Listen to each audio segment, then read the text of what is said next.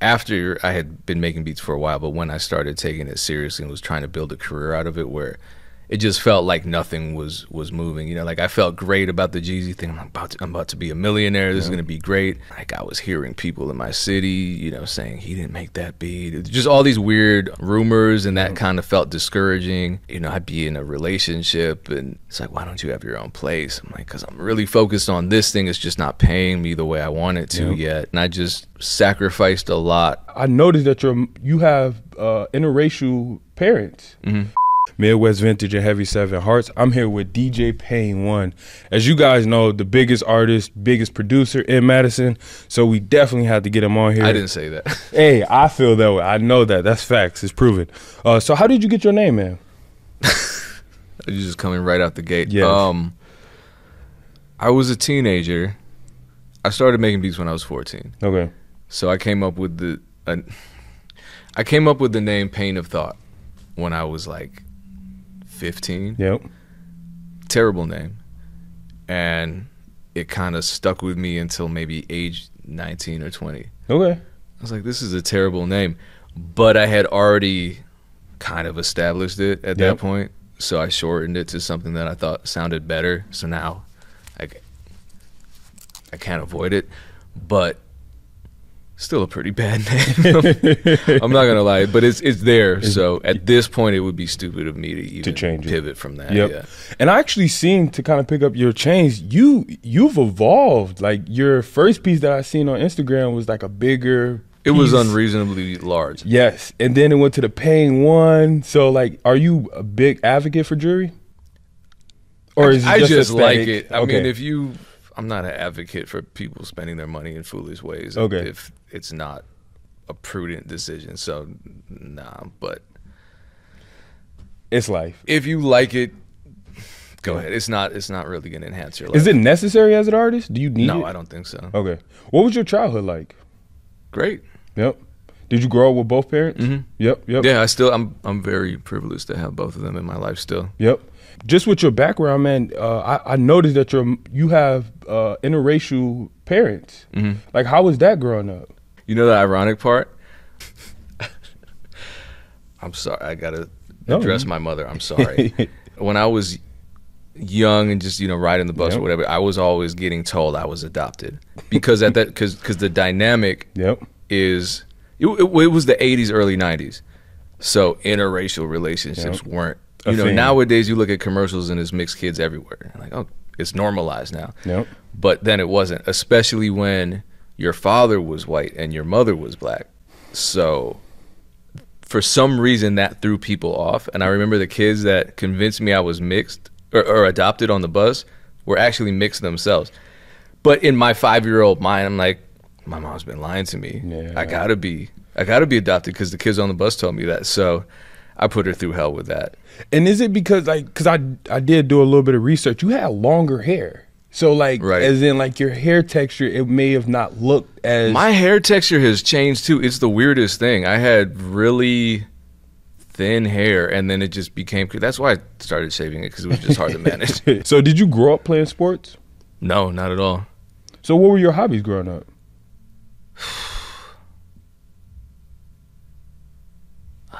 Just fishing.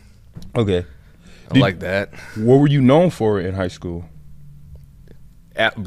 Going to jail. That was like the one. I really was antisocial, so either it was I was the guy that made beats and everyone in high school was kind of at odds with each other because we were young and immature, so there were little ongoing beefs with people that I'm now friends with, as adults. But there was that, or I got in some trouble in front of the whole school, and that was embarrassing. So aside from that, I really just kind of stayed in the shadows. Okay. What was your dream job growing up? I think being a musician. Okay. Or an astronaut. Or a teacher. Astronaut kind of was out of the question. I got my teaching degree and then I became a musician. So 2 out of 3. What got you into music? Just liking it. Okay. And so was it initially just going into hip hop, or was it other genres that you were interested in? I've liked every kind of music, but hip hop and dancehall were always what I gravitated towards. But I'm in Madison, so making dancehall didn't really make sense.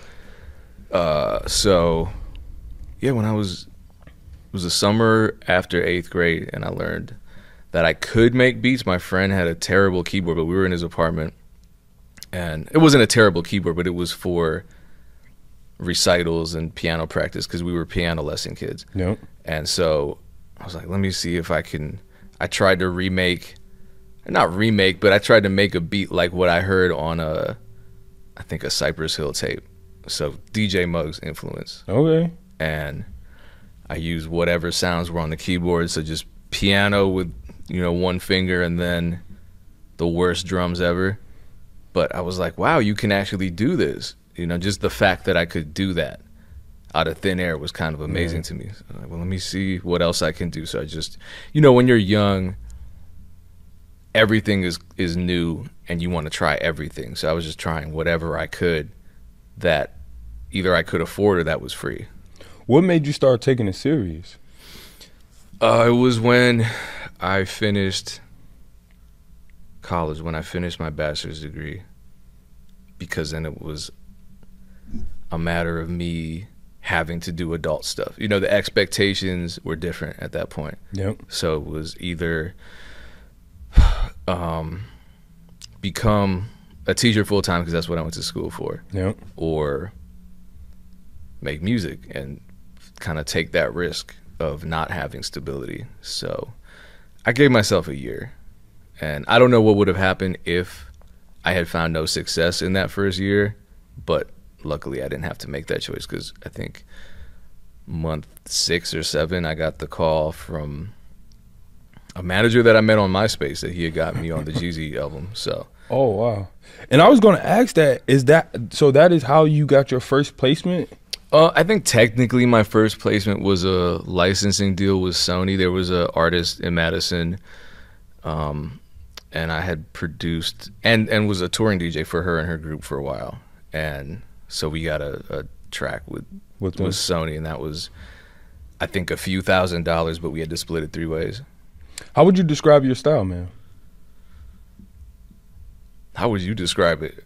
I need help. Okay. No, and that's a good way to respond. But I think what I've noticed is that you went from like a Lil Bibby to like a Lil Baby, being like back then when Lil Baby came out with Kevin Gates, that song captivated me. Like, man, I was such a big fan of Bibby because I'm like, dang, this dude, he coming out of Chicago. But then Gates being like his sound at that time was so like captivating. So it was. Then for you to now be able to then work with someone like, even like Public Enemy, you've worked with Ludacris. I think you've created a well diverse sound. And maybe I'm wrong, but I think it's still being defined in a sense. I like that answer. Okay. It gets me off the hook because I don't know. When I put beats up and it's like Rick Ross type beat or whatever, I'm like, I really don't know what this is, but I know that I could, if I was in a session with that Rick Ross, I would play this for him. But I could play that for a lot of different people. What is your process when making a beat though? Is it when you in the studio with an artist, or is it just on your free time? No, both. I mean, I'm very rarely in the studio with people, so a lot of it is, I'm making beats for the general public, and then if I'm working directly with an artist, sometimes, unfortunately, it's internet. I mean, I shouldn't say unfortunately. That's fine, because we have all these ways to collaborate. There's my manager did this with me the other day because he's also an artist, but he was connecting me with one of the songwriters that he had signed. So we were on some kind of, I forget the name of it. It's this program where you can input it into your DAW, and then they, like in real time, they're hearing high quality audio from the session. So he's like, no, change that snare. And so there are a lot of ways to collaborate over the internet, but it's just a matter of communicating with artists. Sometimes it's on the phone, FaceTime, sometimes it's email. Sometimes I just get it right, where someone says, this is my vision. I'm like, okay, cool. And I kind of try to interpret that through my own production lens, and then I do what I do and then send it back to them, and they're either like, yeah, I like this, just, you know, add a bridge here or whatever, or it's just good the way it is and we move forward. If you can give yourself some advice, being when you initially started, what advice would that be? Or just information? I'd say being stubborn is a double-edged sword. So on the one hand, I feel like being stubborn has helped me in a lot of ways, because, you know, there was like a 5-10 year period after I had been making beats for a while, but when I started taking it seriously and was trying to build a career out of it, where it just felt like nothing was moving. You know, like I felt great about the Jeezy thing. I'm about to be a millionaire. This is going to be great. And then that's not how it worked out. And like I was hearing people in my city, you know, saying he didn't make that beat. Just all these weird rumors, and that kind of felt discouraging. And then, you know, I'd be in a relationship and it's like, why don't you have your own place? I'm like, because I'm really focused on this thing. It's just not paying me the way I want it to yet. And so I was stubborn, and I just sacrificed a lot through that period, and it paid off in the end. But then also I was stubborn about things that I shouldn't have been. I was rigid about putting beats on the internet. Like, I'd never do that. Why? That's such a vulgar way to get your beats out, and anyone can rap on your beats. But the people who did that effectively are now legends, and they, you know, all the artists that, every big artist now was once a small artist who no one had heard of. So that whole like 10-year gap between me resisting the whole online beat marketplace and me deciding to finally jump into it, I lost a lot of time when others were coming up. I mean, even the fact that I could benefit from it all and find success in it being late, you know, starting in 2016 when it had been around for, I don't know, since 2002 probably. I just think, wow, if I had started just 5 years earlier, what kind of difference could that have made in my career? So I think just it's good to be stubborn, but be selective about, you know, what you're gonna choose not to be flexible on. What has been your biggest influence? Just in general? Yeah. I don't know. I guess I think when I started, it was just fun, and I wanted to be competitive, and that just kind of drove me to work and see what I could make happen. But now it's more like a matter of feeling a sense of freedom in my life. You know, how can I maintain this feeling of freedom, and how can I enhance it? And I don't like, if I go driving and it's a traffic jam, I'm like, I never want to deal with this.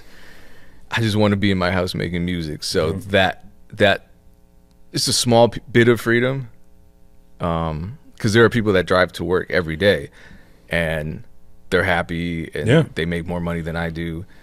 But for me, having the freedom to just stay at home is something I really value. So things like that have, with age and time, have kind of become my priorities. Yeah. What is the experience of working with artists like Young Jeezy, Public Enemy, Ludacris, Jeremiah? Like, what is that like? So with having such a big artist and having to work with them, is it like they're over demanding, or is it like they're super down to earth, or is it like, man, I wish I had a different outlook on the artist before working with them? I've never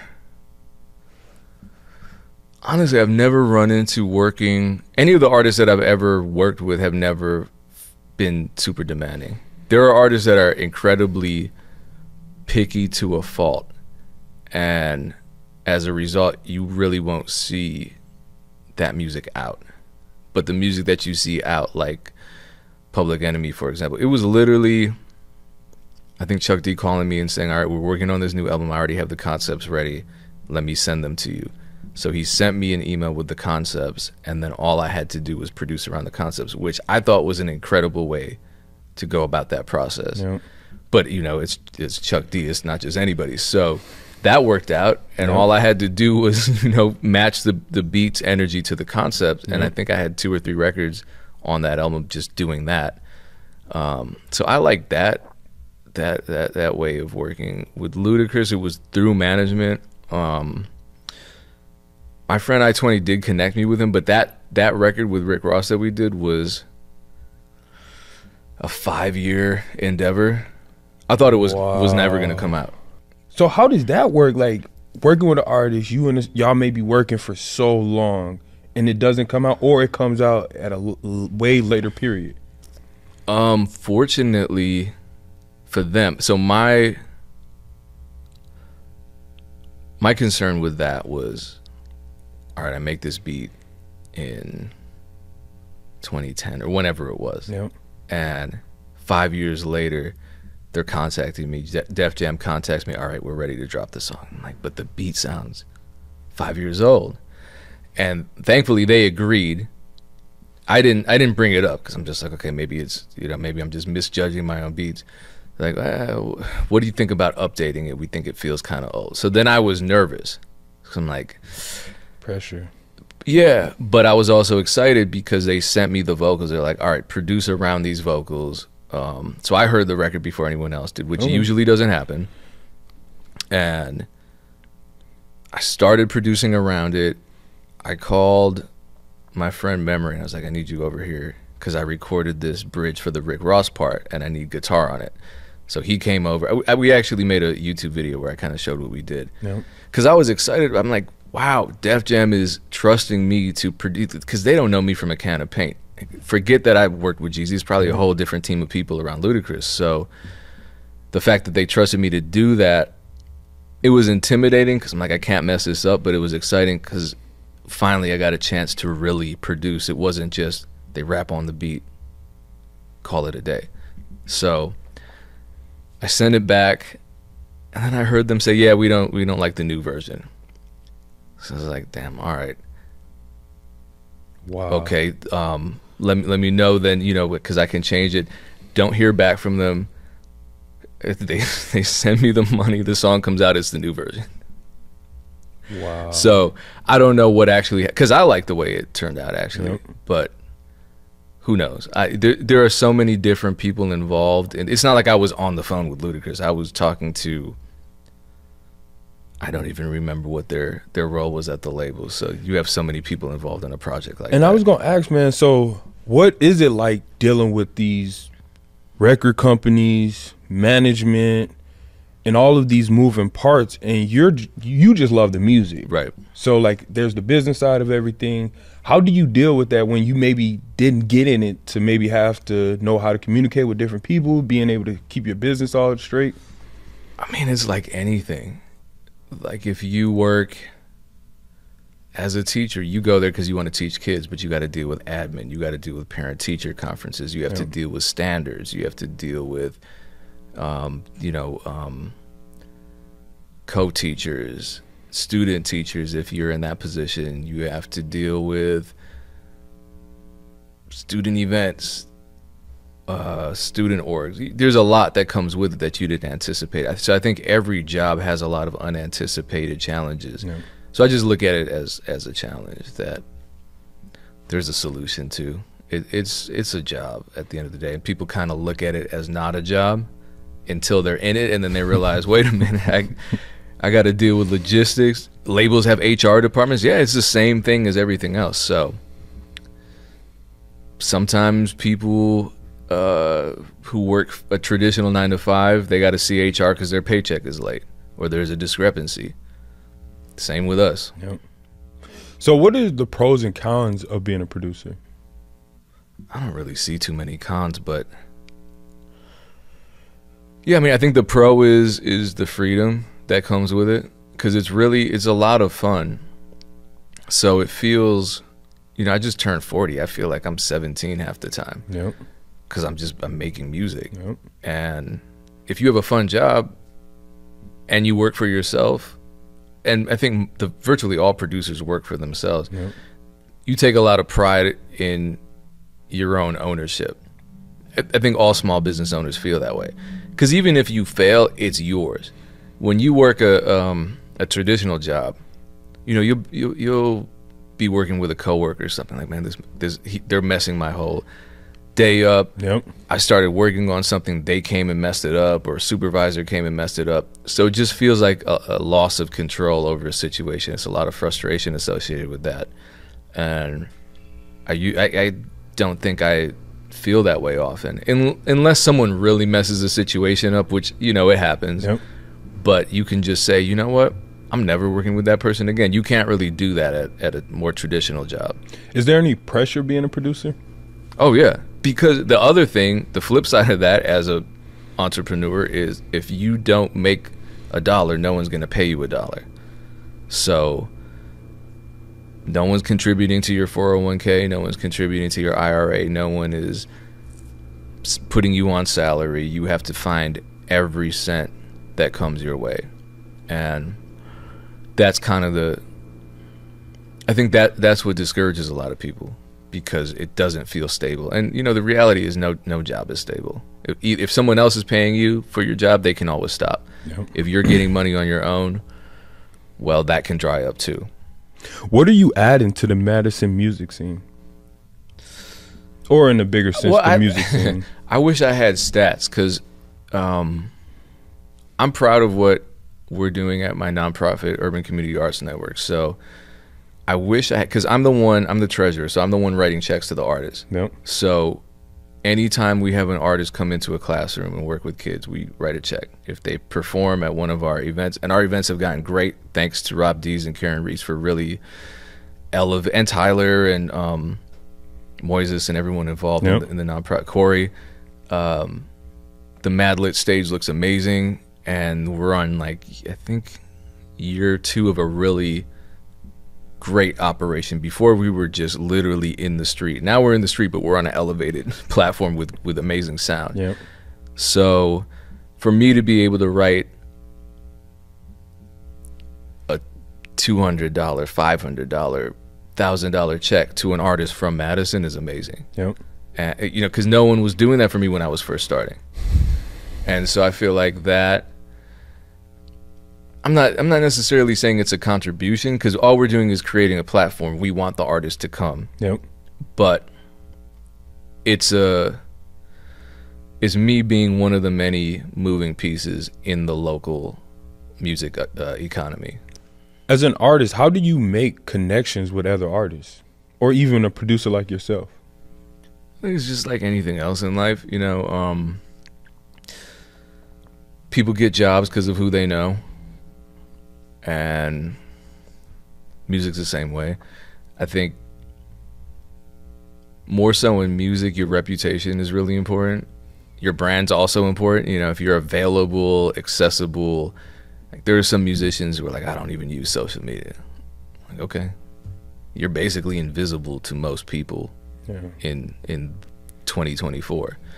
So making yourself visible, but then also making yourself accessible to the average person who wants to reach out, and then delivering good work, being professional, that kind of all that stuff helps. And I think people underestimate that. Just like showing up somewhere on time, or following up if you need to, or having your information on hand. Yep. And a lot of people just don't. A lot of people, you try to contact them, you never hear back from them. You ask them a question, like, hey, what's your IPI number? I don't even know what that is. Like, oh man. Do you need a team to be successful, or could you do it by yourself? I think you can do a lot by yourself. I think teams become necessary when you're aware enough. I think you need to do a lot by yourself first, because then you realize what your limitations are. I think a lot of people have this myth that all they need is talent, and then they get a team around them. But if you have a team around you, you have to be a leader. Not everyone's a leader. Being a leader comes with experience, knowing what is necessary for your particular mission. And a lot of us artists don't even have a clear idea of what that means to us. So if all I have, like for me as a producer, if all I have are 1,000 beats, I'm like, I need a team. I need a video guy. Well, what am I going to get the video guy to do? I have no idea what the landscape requires. I need to research that. Wouldn't I rather try that out myself to figure out what I need, so that when it comes time to incorporate the video guy, and I can say, all right, this is the type of content that I want to shoot for myself. How can we make this happen? Yep. Same with management. You know, I need a manager. Well, for what? What do you have going on? Well, I need opportunities. Well, that's a manager is there to manage your opportunities. So figure out some opportunities, and then, you know, like before I got a booking manager, I would just book everything myself until I realized, you know what, I really don't like negotiating. I really want to streamline this process. I really don't like going back and forth with people, but the opportunities are coming in. So now I can offer somebody 20% of something, rather than saying, hey, build this from the ground up and then I'll give you a cut. It's like, you did all the work. Yeah, no, man. What do you think about our top 5 list? Was it accurate, or was it like, I really haven't heard about any of those artists? Who? Tell me. If I could go back over. Yeah, I don't know. I know anytime there's a top list of anything anywhere, people get pissed off. Yep. So yeah, no. We had Off the Ave. We had that. We had Sacked Up. We had Dat Youngin. We had Chaos, New Money, and then our last one was Ute Kente. Okay, I mean, I like all of them.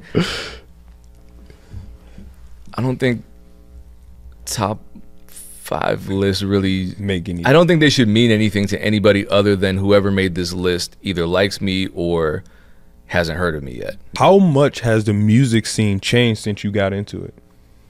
Locally? Yeah. I think we have fewer opportunities now locally. I think globally we have way more opportunities. But locally, all the venues have been consolidated. There's a monopoly. There are very few small venues, if any. You know, when I was starting out, we had 100 capacity venues, which were perfect for a local musician who was trying to build a base. You know, you could grab 4 other local acts, each of you bring 20 people, and you've packed it. Yep. You know what I mean? And nowadays, it's like, if you don't get in through a promoter, and the promoter is working with the venue that's owned by an entertainment company, then you're probably not going to get an event unless you do something like what we did and just find grant funding and create our own events. But we don't have a venue for that. We're doing that literally in the street. So I think in that regard, it's one resource that's dried up a little. Yeah. I don't know if live performance is necessary for people to be successful musicians in Madison, but I think it certainly would help.